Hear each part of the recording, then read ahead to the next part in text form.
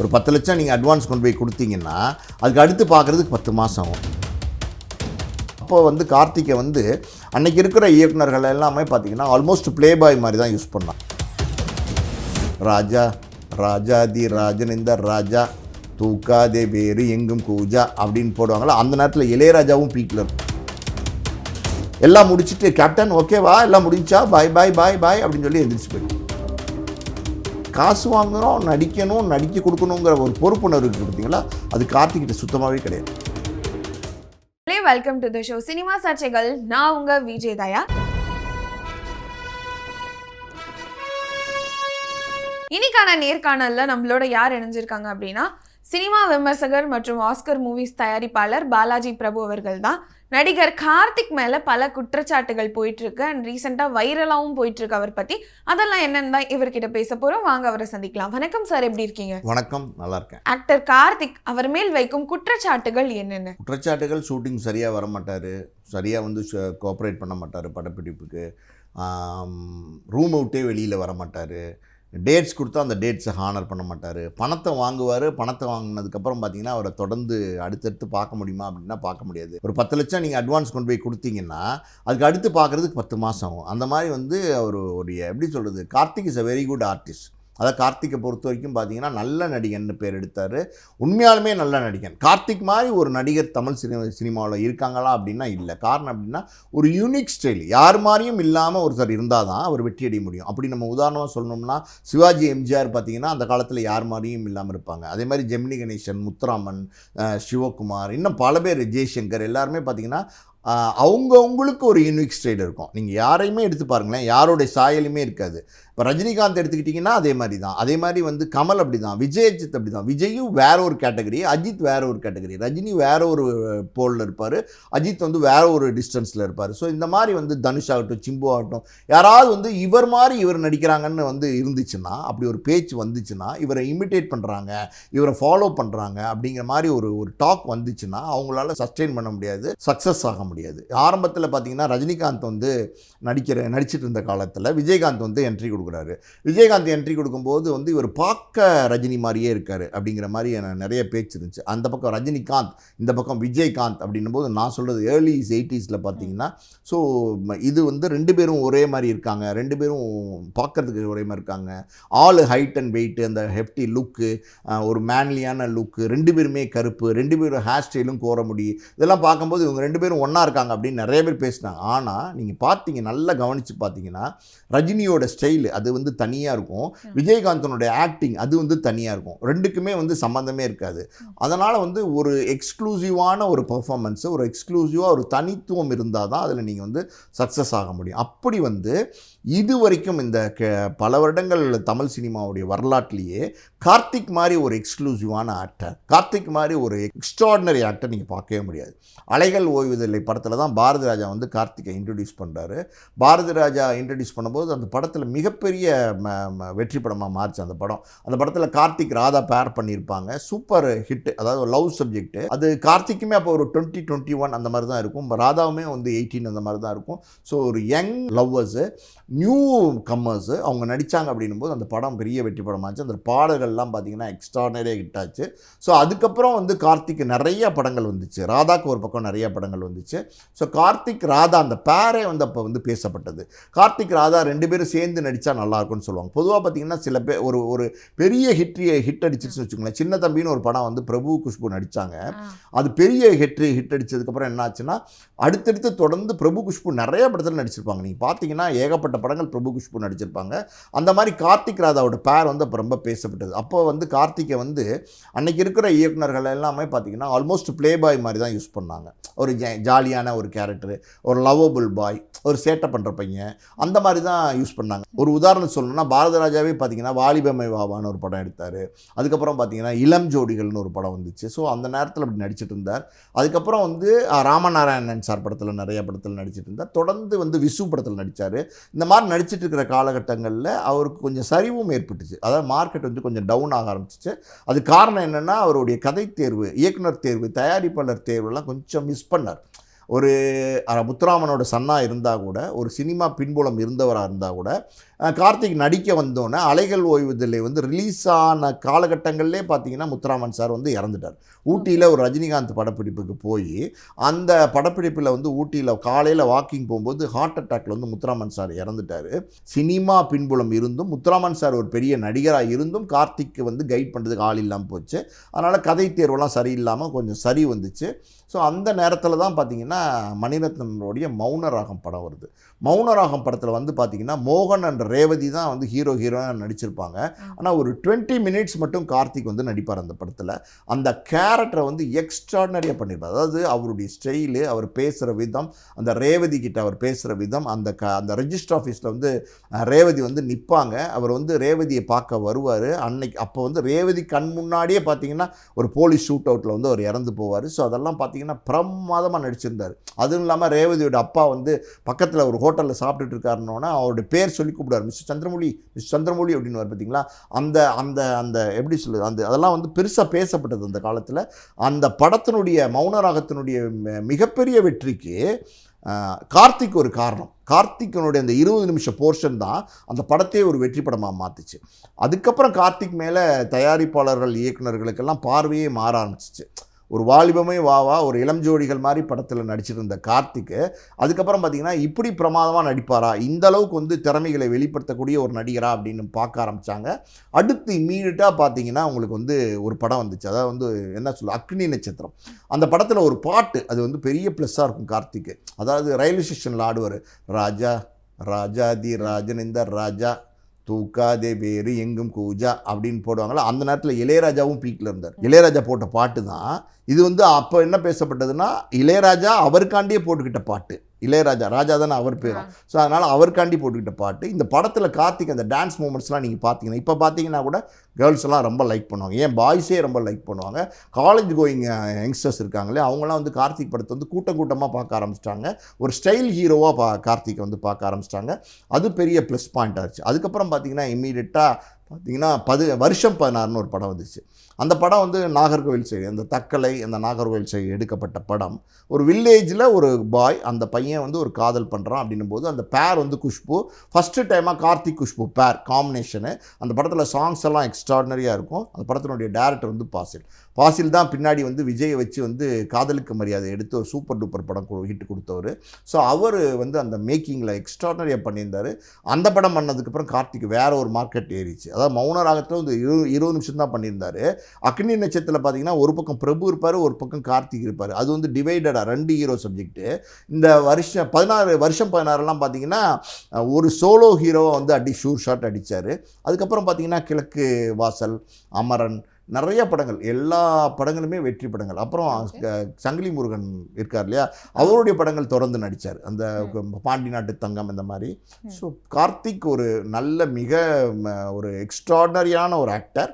ஆனால் வந்து பார்த்திங்கன்னா ஒரு ஸ்டேஜுக்கு மேலே 92, 90ஸ்லாம் பார்த்திங்கன்னா அவருடைய கேரக்டர் ஃபுல்லாகவே வந்து மாற ஆரம்பிச்சிருச்சு. நிறைய பர்சனல் ஹேபிட்ஸ்க்கு அடிமையாயிட்டார். மது பழக்கங்கள், இன்னும் பல பழக்கங்களுக்கு அடிமையாகி அந்த ஷூட்டிங்க்கு ரெகுலராக வர முடியாமல், கொடுத்த கால் ஷீட்டை ஹானர் பண்ண முடியாமல் ஒரு மாதிரி ஒரு ஸ்டேஜுக்கு போயிட்டார். அதுதான் அவருடைய சரிவுக்கு காரணமாக இருந்துச்சு. ஓகே. அண்ட் இயக்குனர் பாரதி கண்ணன் அவர் எந்த மாதிரி கார்த்திகால பாதிக்கப்பட்டிருந்தார்? இல்லை, பாரதி கண்ணனை பொறுத்த வரைக்கும் கண்ணாத்தால் அது நிறைய படங்கள்லாம் பண்ணியிருக்காரு. நல்ல இயக்குனர் தான் அவர். வந்து பிரபு வச்சுலாம் கூட படங்கள் பண்ணியிருக்கிறாரு. அவர் வந்து கார்த்திக் வச்சு ஒரு படம் பண்ணலாம் அப்படின்னு போய் கார்த்திக் அப்ரோச் பண்ணியிருக்காரு. அது ப்ரொடியூசர் வேறு. Bharathi Kannan is a director. Approach பண்ணி அவர் ஒரு கார்த்திகிட்ட கேட்டுக்காரு. அவர் கார்த்திக் சொல்லியிருக்காரு பாரதி கண்ணன் சார்ட்ட, ஓகே நீங்கள் நம்ம பண்ணலாம் அப்படின்னு சொல்லியிருக்காரு. ஏன்னா அவர் வந்து பிரபு வச்சுலாம் ஹிட்டு கொடுத்துருக்காரு. ஸோ பிரபு கார்த்திக் தான் அப்போ கொஞ்சம் போட்டி 2 பேரும். ஒரு பக்கம் பார்த்திங்கன்னா சிவாஜி சார் சன்னு, ஒரு பக்கம் முத்துராமன் சார் சன் இவர். ஸோ அதனால் ஒரு சின்ன போட்டி இருந்துச்சு. ஒரு காம்படிட்டிவ் ஆக்டராக பார்த்தாங்க, போட்டி நடிகர்கள்லாம் பார்க்கப்பட்டாங்க. ஸோ அதனால் ஓகே பண்ணலாம் அப்படின்னு பாரதி கண்ணன் சொல்லியிருக்காரு. ஒரு 5 லட்ச ரூபா அட்வான்ஸ் கொடுத்துருக்காரு. அதுக்கப்புறம் பார்த்திங்கன்னா ஒரு கதை லைன் ஒன்று சொல்லியிருக்காரு, ரொம்ப சூப்பராக இருக்குது அப்படின்னு சொல்லிட்டு, இது படம் ரொம்ப நல்லா வரும், கதை ரொம்ப நல்லா இருக்குது அப்படிங்கிற மாதிரி சொல்லியிருக்காரு பாரதி கண்ணன்ட்ட. அப்புறம் ஊட்டியில் இருக்கும்போது பார்த்தீங்கன்னா வாங்க கொஞ்சம் பேசலான்னு சொல்லியிருக்காரு. அப்போ ஒரு 5 லட்ச ரூபா கொண்டு போய் கொடுக்க சொல்லி கேட்டிருக்காரு. 5 லட்ச ரூபா பாரதி கண்ணன் மறுபடியும் கொண்டு போய் கொடுத்துருக்காரு. கொடுத்துட்டு வெளில வந்திருக்காரு. அப்போ கொடுத்துட்டு பேசும்போது என்ன சொல்லியிருக்காருன்னா, பாரதி கண்ணன் நம்ம அந்த கதையை கொஞ்சம் மாற்றலாமா, எனக்கு கொஞ்சம் கதையில் திருப்தி இல்லை அப்படின்னு சொல்லியிருக்காரு. இவர் வந்து என்னடா அது கதையெல்லாம் ஓகேன்னு சொல்லி வந்து அட்வான்ஸ் வாங்கினார் 5 லட்சம், இப்போ இன்னொரு 5 லட்சம் 10 லட்சம் மொத்தம் கொடுத்ததுக்கப்புறம் கதையை மாற்றலாமா, திருப்தி இல்லைன்னு சொல்கிறாரு அப்படின்னு சொல்லி யோசிச்சிருக்காரு. சரி பார்க்கலாம் சார் அப்படின்னு சொல்லியிருக்காரு. ஏன்னா ஒரு ஹீரோ அவர் சொல்லும்போது ஒரு டைரக்டர் வந்து ஓகே சார் பண்ணலாம் சார்னு சொல்லியிருக்காரு. ஸோ இது வந்து எப்படின்னா கார்த்திகோட டெக்னிக். கார்த்திக் ஒரு 5 லட்சம் வாங்குவார், இன்னொரு 5 லட்சம் வாங்குவார், மொத்தம் 10 லட்சம் அட்வான்ஸ் வந்ததுக்கப்புறம் கதையை மாற்றலாமா, அதை பண்ணலாமா, இதை பண்ணலாமான்னு சொல்லி என்ன பண்ணுவார், உங்களை வந்து குழப்பி விட்டுருவார். குழப்பி இங்கே எங்கேயும் மாற்றி விட்டு இந்த கதை பிடிக்கல அந்த கதை பிடிக்கலன்னு நாளை கடத்துவார். படத்தை வந்து டேட்ஸ் கொடுக்காம நாளை கடத்துவார். ஸோ இது வந்து பாரதி கண்ணன் ஃபோன் பண்ணி சொல்லியிருக்காரு, கதையை மாற்றலான்னு சொல்கிறார் சார் கார்த்திக்னு தயாரிப்பாளர் சொல்லியிருக்காரு.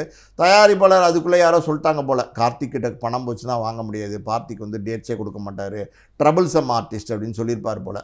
அதனால் அவர் சொல்லியிருக்கார் பாரதி கண்ணன்ட்ட, அந்த காசை கொஞ்சம் வாங்கிருங்க, அது வேண்டாம் அப்படின்னோடனே இவர் போய் கேட்டிருக்காரு. உடனே கொடுத்து வெளியில் வராரு. தயாரிப்பாளர் ஃபோன் பண்ணுறாரு. திருப்பி கார்த்திக் பார்க்கறதுக்கு போது கார்த்திக் வந்து ஷூட்டிங்க்கு வந்து ரூம் விட்டு க்ளோஸ் பண்ணிட்டு வெளில வராரு. வெளில வந்தோடனே என்ன பாரதி என்ன போலையா அப்படின்னு கேட்டிருக்காரு அவர் கார்த்திக்கு. இல்லை சார் உங்களை கொஞ்சம் பார்க்கணும், இந்த மாதிரி தயாரிப்பாளர் இந்த ப்ராஜெக்ட் வேணாங்கிறாரு, கொடுத்த அட்வான்ஸை மட்டும் கேட்குறாரு. அந்த 5 லட்சம் நீங்கள் அப்புறம் 3 மாதம் கழிச்சு கூட கொடுங்க, இப்போ கொடுத்த 5 லட்சம் இப்போ தான் கேஷ் வாங்கி ரூமில் வச்சுருக்காரு, அதை மட்டும் கொஞ்சம் கொடுத்துருங்கன்னு கேட்டுருக்காரு. அவர் அதுக்கு சொல்லியிருக்காரு, பாரதி இந்த மாதிரி வந்து கார்த்திக்கிட்ட பணம் கொடுத்தா வராது, திருப்பி வராதுன்னு தெரியாதா, இது ஒன் வே தான் தெரியாதா, என்கிட்ட வந்து காசு கேட்குறீங்களே அப்படின்னு கேட்டிருக்காரு. அதுக்கு பாரதி கண்ணன் சொல்கிறேன், இல்லை சார் அந்த தயாரிப்பாளர் கொஞ்சம் முரடான ஆள், டஃப்பான ஆள், ஏதாவது பிரச்சனை வரும் சார், பிரச்சனையெல்லாம் பார்த்தா முடியுமா, பார்த்துக்கலாம், இதெல்லாம் ஒரு நடிகனாக வந்ததுக்கப்புறம் பிரச்சனையெல்லாம் பார்க்கணும்ல, பார்க்கலாம், ஓகே பாய் அப்படின்னு சொல்லிட்டு போயிட்டார். ஸோ இந்த மாதிரி வந்து பாரதி கண்ணன் வந்து அவருடைய லைஃப்பில் எக்ஸ்பீரியன்ஸ் ஆகிருக்காரு.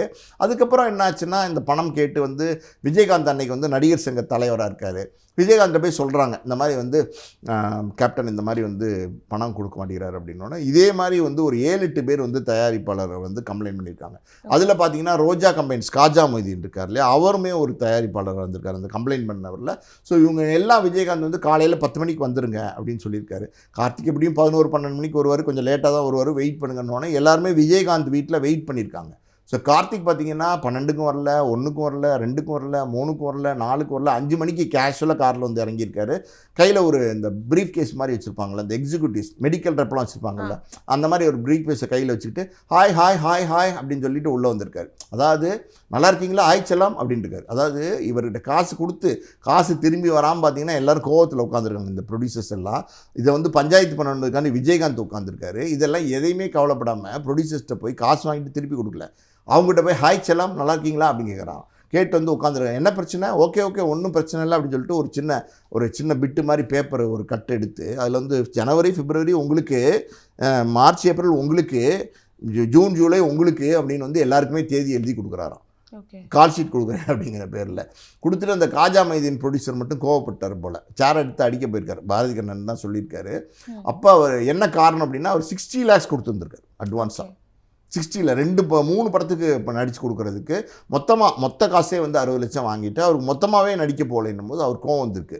அதுக்கு என்ன சொல்கிறார், பாய் பாய் பாய் கோவப்படாதீங்க பாய், எல்லோரும் கூலாக தானே இருக்காங்க, நீங்கள் ஏன் கோவப்படுறீங்க அப்படின்னு சொல்லிட்டு அவருக்கு வந்து ஒரு செக் எழுதி கொடுத்துருக்காரு, பணத்தை திருப்பி கொடுக்குறேன்னு. இந்த மாதிரி வந்து பார்த்தீங்கன்னா எல்லாம் முடிச்சுட்டு கேப்டன் ஓகேவா எல்லாம் முடிஞ்சா பாய் பாய் பாய் பாய் அப்படின்னு சொல்லி எந்திரிச்சு போயிருக்காரு. ஸோ என்ன சொல்ல வரேன்னா எதையுமே வந்து ஒரு சீரியஸாக எடுத்துக்கிட்டதே இல்லை, கூலாக அப்படி அவர் வாட்டில் கேஷுவலாக அப்படியே பேசிட்டு போயிட்டே இருப்பார். அந்த மாதிரி வந்து காசு வாங்குறாருமா படத்துக்கு, அது நடிக்கிறதுக்காண்டி வாங்குறாரு. அது நடித்து கொடுத்துட்டா வேலை முடிஞ்சிச்சு இல்லை, அதுக்காண்டி தானே காசு வாங்குறீங்க. உங்கள் தொழில் வந்து நடிப்பு, நீங்கள் நடித்தா ஒரு படம் வெற்றி அடையும், அதில் ஏதோ லாபம் சம்பாதிக்கிறான்னு தான் தயாரிப்பாளர் இயக்குனர் உங்களை தேடி வராங்க. ஸோ அந்த அட்வான்ஸை வாங்கின நீங்கள் நடித்து கொடுத்துட்டீங்கன்னா உங்களுக்கு முழு காசும் வந்துட போகுது, 20 லட்சமோ 30 லட்சமோ பேசின காசு வந்துட போகுது, உங்களுக்கும் சந்தோஷமாக இருக்க போகுது. அது லாபமோ நஷ்டமோ அது அந்த தயாரிப்பாளர் சார்ந்தது, உங்களுக்கு எந்த பிரச்சனையும் இல்லை. ஆனால் அந்த காசு வாங்குகிறோம், நடிக்க கொடுக்கணுங்கிற ஒரு பொறுப்புணர்வு இருக்குது பார்த்தீங்களா, அது கார்த்திகிட்ட சுத்தமாகவே கிடையாது. கார்த்திக் இப்படிலாம் பண்ணுறாரு அப்படின்னா அடுத்தடுத்து அவருக்கு வந்து படம் புக்கே ஆகாது. பட் அந்த டைமில் அவர் வந்து சாக்லேட் பாயாக திகழ்ந்து வந்துட்டு இருந்தாரே. அதாம்மா, சாக்லேட் பாயாக இருந்ததுனால தான் எல்லாரும் நம்மளும் ஒரு சாக்லேட் சாப்பிட்லான்னு ஆசை வரும். நீங்கள் வந்து ஒன்றும் இல்லை, ஒரு சின்ன பவுலில் வந்து சாக்லேட் போட்டு வைங்களேன், அதில் இப்போ சுற்றி 20 பேரை உட்கார வைங்க, யூ வில் பி டெம்ப்டட், நம்ம ஒரு சாக்லேட் சாப்பிட்லாமே அப்படின்னு தோணும். Every one will be tempted. இப்போ நீங்கள் சுகர் பேஷண்ட்டாக இருந்தால் கூட சரி ஒன்று தானே சாப்பிட்லாம் அப்படின்னு சொல்லிட்டு ஒரு காஸ்ட்லி ஃபாரின் சாக்லேட்டு, ஒரு எக்லஸ் சாக்லேட்னா பார்க்குறது சாப்பிட்றதுக்கு ஆசைப்படுவாங்க. அந்த மாதிரி பார்த்தீங்கன்னா கார்த்திக் வந்து நல்ல மார்க்கெட் இருந்துச்சு, அதான் சொல்கிறேன்ல, நல்ல மார்க்கெட் இருந்துச்சு, நல்ல பிஸ்னஸ் இருந்துச்சு, ஆடியன்ஸ் ரொம்ப கார்த்திகை ரசித்தாங்க, பெரிய லெவலில் ஆடியன்ஸ் வந்து கார்த்திகை விரும்பினாங்க. குறிப்பாக தென் மாவட்டங்களெல்லாம் பார்த்தீங்கன்னா கார்த்திகை கொண்டாடினாங்க. கார்த்திக் வந்து பார்த்தீங்கன்னா அவங்க வீட்டுக்கள்லாம் பார்த்தீங்கன்னா கார்த்திகோட ஃபோட்டோ வச்சுருப்பாங்க. ஏன் என்னன்னு காரணமே தெரியாது, கார்த்திகை பிடிக்கும். அங்கே நீங்கள் கிராமங்களில் மேலூர், ஆண்டிப்பட்டி, உசிலம்பட்டி, சிலுக்கார்பட்டி நிறைய இடங்கள் இருக்குது, தேனி, இதெல்லாம் பார்த்தீங்கன்னா எல்லா இடங்கள்லையும் கார்த்திக் இருக்கும். திருநெல்வேலி பக்கம், அப்புறம் ராமநாதபுரம் பக்கம்லாம் பார்த்தீங்கன்னா கார்த்திகோட ஃபோட்டோ இருக்கும். ஸோ அவங்க கார்த்திகை அந்த ரொம்ப பிரியா தென் மாவட்டங்களில் பெருசாக லைக் பண்ணாங்க. கார்த்திகை ஒரு அஃபெக்ஷன் வச்சுருந்தாங்க. அதுக்கு முன்னாடி முத்துராமனோட சன் கார்த்திக்னும் போது பெரிய அஃபெக்ஷன் வச்சுருந்தாங்க. இந்த இடத்துல நம்ம இங்கே ஒரு உதாரணம் கூட சொல்லலாம். அது என்ன அப்படின்னா, திருநெல்வேலி சார்ந்த, தூத்துக்குடி சார்ந்த ஒரு ரசிகர், அவர் கார்த்திக்கு மேலே தீவிரமான ரசிகர். அதாவது கார்த்திக்னா உயிர் அவருக்கு. கார்த்திக் இருந்தால் தான் நான் தாலி கட்டுவேன், கார்த்திக் வந்தால் தான் நான் கல்யாணமே பண்ணுவேன் அப்படின்னு சொல்லிட்டு அவர் பல வருடங்களாக கல்யாணம் பண்ணாமல் இருக்கார், தள்ளி போட்டுகிட்டே இருக்கார். அவங்க அம்மா அப்பாவுக்கு இது பெரிய தொந்தரவாக இருக்குது. அவங்க சொல்கிறாங்க, டே என்னடா இது, கார்த்திக் வந்தால் தான் கல்யாணம் பண்ணுவேன்னா, நம்ம யாரோ ஒரு திருநெல்வேலியில் ஒரு தூத்துக்குடியில் இருக்கிற ஒரு சாதாரண குடும்பத்தை சேர்ந்த ஆளுங்க, கார்த்திக் ஒரு பிரபல நடிகராக இருக்கார், அவரை எப்படி அப்ரோச் பண்ணுறது? இப்போ நம்ம திடீர்னு நினச்சா நம்ம ஸ்டாலின் அப்ரோச் பண்ணிட முடியுமா ஒரு சிஎம்ஐ? இல்லைன்னா உதயநிதி ஸ்டாலினை பார்த்துட முடியுமா? இல்லை ரஜினிகாந்த் கமலஹாசனா பார்த்துட முடியுமா? ஸோ அது ரொம்ப டஃப்பான விஷயம் தானே. அந்த மாதிரி கார்த்திக் அன்னைக்கு பெரிய ஸ்டாராக இருக்கார்.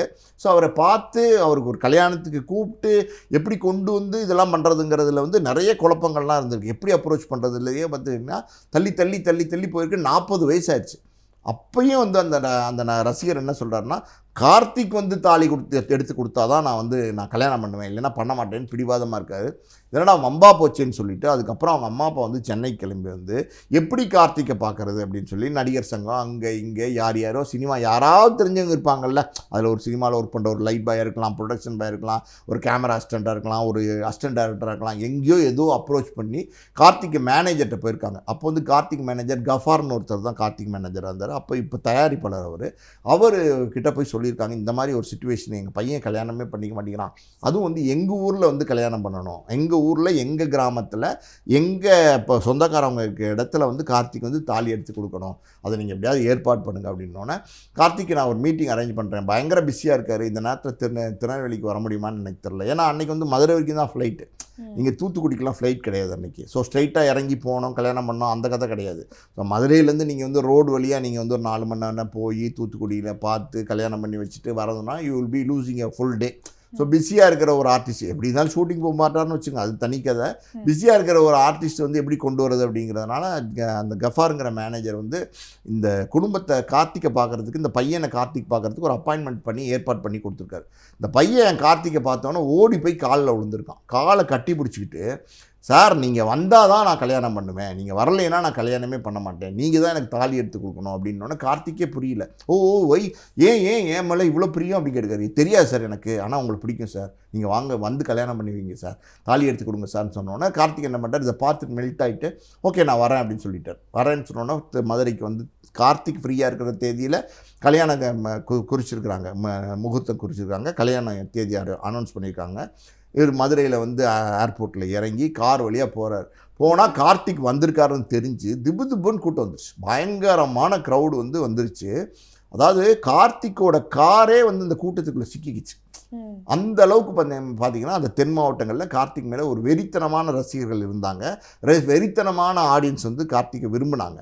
ஸோ கார்த்திக்கால் அந்த காரை விட்டே இறங்க முடியல, கிஃப்டெல்லாம் வாங்கி வச்சுருந்துருக்காரு, அந்த கிஃப்ட்டை கூட கொடுக்க முடியல, காரை விட்டே இறங்க முடியல.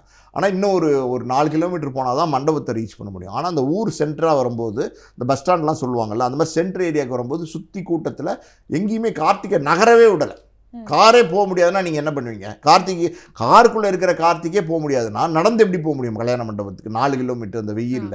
அதனால் என்ன பண்ணுறதுன்னு தெரியாமல் தவிச்சிருக்காரு. அந்த மேனேஜரும் கூட இருந்திருக்காரு, டிரைவர் இருந்திருக்காரு, கூட ஒரு உதவியாளர் இருந்திருக்காரு, எல்லாம் இருந்திருக்காங்க. கடைசியில் வேறு வழியே இல்லைன்னு சொல்லி அந்த திருமண ஜோடி இருக்காங்க இல்லையா, அவங்கள கார்கிட்ட வர வச்சு, அவங்களோட சொந்தக்காரங்களோட அவங்கள கார்கிட்ட வர வச்சு, இவர் கார்லேருந்தே தாலியை கொடுப்பா அப்படின்னு வாங்கி கொடுத்துருக்காரு. அவர் இந்த ரோட்லேயே கல்யாணம் பண்ணியிருக்காரு. கிஃப்ட்டு கூட கொடுக்க விட முடியல. அப்புறம் எப்படியோ அந்த கூட்டத்தை சமாளித்து அந்த திருமண விழா அந்த மாதிரி கூட்டம் வந்திருக்கு. ரோட்டில் கல்யாணம் நடந்திருக்கு அந்த ரசிகருக்கு. அவர் தாலி கட்டியிருக்காரு, தாலி கட்டினோன்னே கையை பிடிச்சி கொஞ்சிருக்காரு, கார்த்திக் கையை பிடிச்சி. அந்தளவுக்கு ஒரு வெறித்தனமான ஒரு ரசிகர். இதெல்லாம் அவ்வளோ பாசம் வச்சுருந்தாங்க கார்த்திக் மேலே. அப்புறம் அந்த கூட்டத்திலேருந்து அந்த திருமண வீட்டார் சேர்ந்து அதெல்லாம் விலக்கி சமாளித்து கார்த்திக் காரை விட்டு போக விட்டுருக்காங்க. இந்த மாதிரிலாம் ஒரு வெறித்தனமான ரசிகர்கள் கார்த்திக் இருந்திருக்காங்க. அந்தளவுக்கு கார்த்திக் ஒரு நல்ல நடிகர். நிறைய படங்கள், 100கணக்கான படங்கள் நடிச்சிருக்காரு, எத்தனையோ படங்கள் வெற்றி படங்கள் கொடுத்துருக்காரு. அமரன் ஒரு படமெல்லாம் பார்த்தீங்கன்னா செமையாக நடிச்சிருப்பார். அந்த வெத்தலை போட்ட சோக்கில் நான் குத்தனை பாரு மூக்கில் வந்ததுப்பா அது ரத்தம் அந்த படம்லாம் வரும்போது எனக்கு தெரிஞ்சு மேபி நானே ஒரு 20s இருந்தேன். நான் அந்த படமெல்லாம் வரும்போது பயங்கரமான ஓப்பனிங், பயங்கரமான கிரேஸ். அந்த பாட்டை அவரே பாடியிருந்தார். ஆதித்யன் ஒரு மியூசிக் டைரக்டர் தான் அது போட்டிருந்தார். ஸோ பெரிய ஒரு கிரேஸ் உள்ள ஒரு ஆர்டிஸ்ட்டு, ரசிகர்கள் கொண்டாடக்கூடிய ஒரு ஆர்டிஸ்ட்டு. ஆனால் அவருடைய பர்சனல் லைஃபு, பர்சனல் கேரக்டர்ஸ்னால அவர் எல்லாத்தையுமே இழந்துட்டார். ஓகே, இன்னைக்கு அவர் என்ன பண்ணிட்டு இருக்காரு? இன்றைக்கி என்ன பண்ணிகிட்டு இருக்காருன்னு யாருக்குமே தெரியாதுமா. அன்னைக்கு வந்து கார்த்திக் எங்கே இருக்காருன்னு தயாரிப்பாளர்கள் காசு கொடுத்தவங்க லைம்லைட்டில் மார்க்கெட்டில் இருக்கும்போதே வந்து கண்டுபிடிக்க முடியல. இன்றைக்கி வந்து மார்க்கெட் இல்லை, ஒன்றும் இல்லை அப்படின்னும் போது யார் அவரை போய் பார்க்க போகிறாங்க, யார் அவரை போய் தேட போகிறாங்க? இதுதான் சினிமா வந்து உங்களுக்கு ஒரு பெரிய விலாசத்தை கொடுத்துச்சுன்னா அந்த அட்ரஸை நீங்கள் காப்பாற்றிக்கணும், அந்த அட்ரஸை நீங்கள் மெயின்டைன் பண்ணணும், அதை சஸ்டெயின் பண்ணிக்கணும். அப்போ தான் உங்களை வந்து 4 பேர் மதிப்பாங்க, 4 பேர் வந்து பார்ப்பாங்க. நீங்கள் வந்து இந்த மாதிரி ப்ளே பாய் மாதிரியே வந்துட்டு கடைசி வரைக்கும் போனீங்கன்னா உங்களை யாருமே வந்து no one will respect. அதாவது உங்களுக்கு வந்து ஒரு இனிப்பு இருக்கிற இடத்துல தான் ஈ வரும், எறும்பு வரும். அது இல்லை அப்படின்னு தெரிஞ்சிச்சுன்னா யாருமே வரமாட்டாங்க. ஸோ கார்த்திக் வந்து இன்றைக்கி நான் கேள்விப்பட்ட வகையில் அவருடைய சொந்த ஃப்ளாட்லாம் விற்றுட்டு வேற ஒரு வாடகை ஃப்ளாட்டில் இருக்காருன்னு கேள்விப்பட்டேன். உடம்பு முடியாமல் தான் இருக்கிறாருன்னு கேள்விப்பட்டேன். So these are the current situation of Karthik. அவர் பிள்ளை தான் வந்து நடிச்சிட்டு இருக்காரு. அண்ட் வந்து கடைசியாக அவர் பிள்ளையோட படத்தில் மிஸ்டர் சந்திரமௌலி படத்துலையும் நடிச்சிருந்தாரு. ஆமாம், அது வந்து கௌதம் கார்த்திக்குமே பார்த்தீங்கன்னா ஆரம்பத்துலேருந்தே பெருசாக பேச்சுவார்த்தை இல்லை, பெரிய டச் இல்லை. காரணம் என்னென்னா கார்த்திக் வந்து சோலைக்குயில்னு ஒரு படம், அது வந்து நடந்த காலகட்டங்களில் பார்த்தீங்கன்னா, ஏன்னா 87 88 நினைக்கிறேன், அந்த காலகட்டங்களில் வந்து அந்த படத்தினுடைய ஹீரோயினாக ராகினின்னு ஒருத்தவங்க போட்டிருந்தாங்க. அவங்க யார் அப்படின்னா இந்த படுகாஸ்ன்னு சொல்லுவாங்க ஊட்டியில், இந்த படுகாஸ் மொழி பேசக்கூடியவங்க.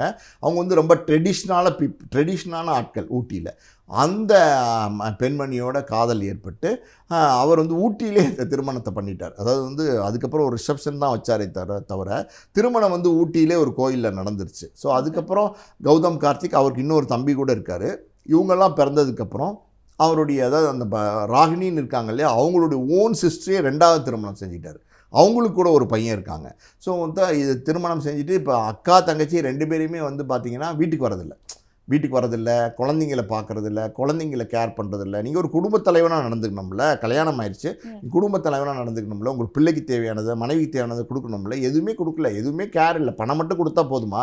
மணி வில் நாட் கிவ் எவ்ரிதிங். ஓகேவா? அந்த மாதிரி பார்த்தீங்கன்னா இவர் வந்து போகிறதில்ல, வரதில்லை. அவங்க ஊட்டியிலே பல வருஷங்கள் இருந்திருக்காங்க. கௌதம்லாம் ஊட்டியிலே தான் அங்கே படிச்சிருக்காரு, கௌதம் கார்த்திக்லாம். ஸோ ஃபாதருடைய கேர் அண்ட் அஃபெக்ஷன் அவருக்கு இல்லாமல் இருந்திருக்கு. ஸோ அதனால் அது வந்து அவர் கொஞ்சம் மனசில் பாதிப்பு இருந்திருக்கு. அவர் திருமணம் நடந்துச்சு இல்லையா மஞ்சுமா மோகனோட, அப்போ கூட பார்த்தீங்கன்னா வந்து கார்த்திக் அவ்வளோ இம்பார்ட்டன்ஸ் கொடுக்கல. He was a guest in that marriage, he was not a father. அந்த ஃபாதருக்கான இம்பார்ட்டன்ஸ் ஒன்று இருக்கும்ல, அது வந்து பெருசாக கார்த்திக்கு கொடுக்கப்படல. அவர் வந்து ஒரு கெஸ்ட்டாக தான் வந்து போனார். நீங்கள் சொன்ன மாதிரி அந்த படத்தில் நடித்தார், 2 பேரும் சேர்ந்து நடித்தாங்க.